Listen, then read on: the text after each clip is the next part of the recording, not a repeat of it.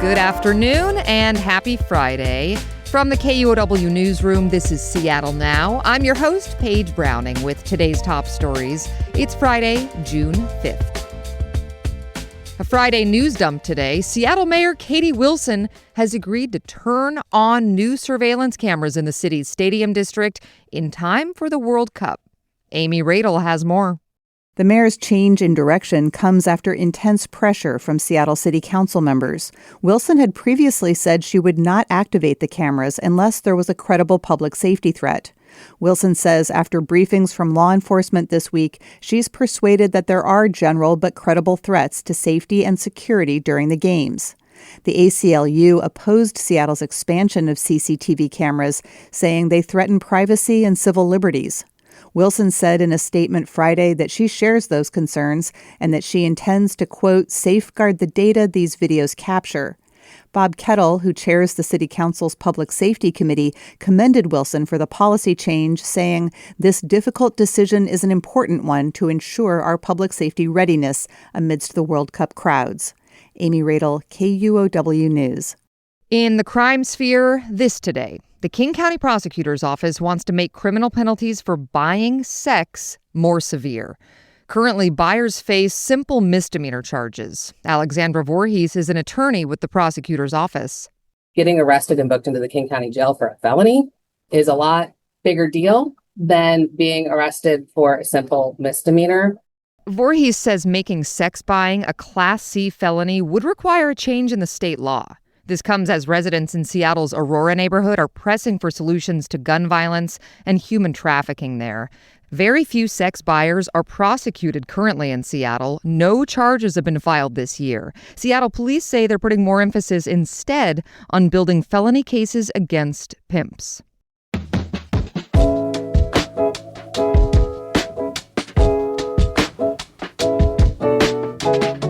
Today is the deadline to apply for a spot at Seattle's first social housing apartment building. Anna Boyko-Wyrock reports the demand's overwhelming.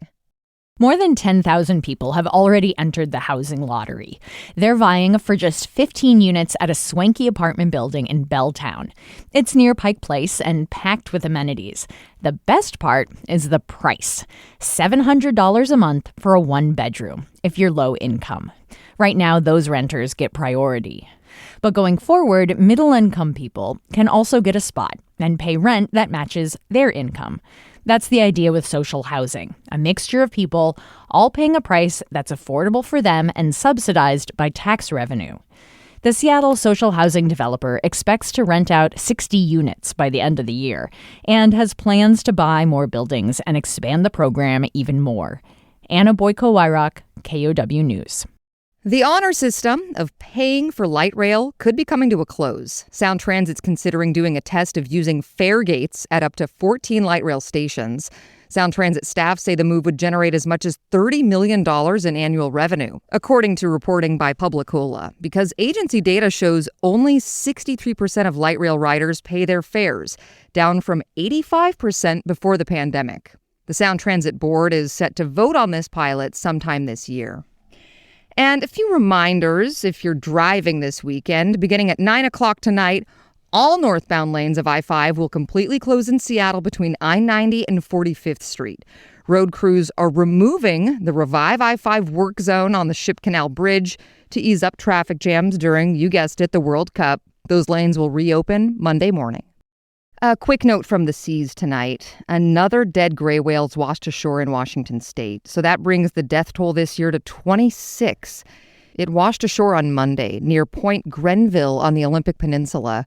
Researchers say this is an alarmingly high number of deaths, and the most common finding among the dead whales was malnourishment.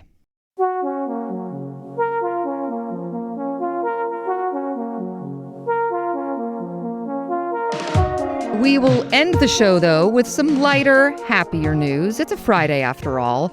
A senior student from Seattle's Lakeside School has won this year's Doodle for Google contest. 18-year-old Kamira Johnson decided to focus her artistic submission on Black girls' hair and the proud family history that comes with it. Because I have a lot of pride in my heritage and where I come from. When someone looks at this, I just want them to feel empowered. I want them to feel empowered and I want them to feel a sense of joy. She's won a $55,000 scholarship and a $50,000 technology package for her school, and she plans to go on to study economics and art at NYU.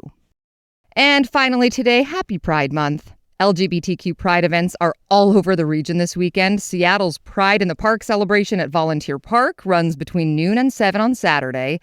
And a bunch of other cities in the Puget Sound region are celebrating Pride tomorrow, including Burien, Woodinville, Linwood, Snohomish, White Center, and elsewhere. Next week on Seattle Now, we're remembering Seattle historian Paul Dorpat. He influenced how many people see Seattle history, but got his start in Seattle's countercultural movement. Me and my friends in high school, we thought of him as a kind of king of the hippies, and that was a good thing. Hear more Monday morning. But before then, join us tomorrow. We have a live taping of Seattle Now at the Cascade PBS Ideas Festival. Trish will interview King County Executive Gurmai Zahalai live on stage. Get those tickets at cascadepbs.org/Ideas Festival and use promo code Seattle Now for 20% off. We also have a link in the show notes. That's all for today from the KUOW newsroom in Seattle. Our producer's Andy Hurst, and I'm Paige Browning. Seattle Now and KUOW are members of the NPR network. Have a great weekend. Hope to see you tomorrow, and we'll talk next week.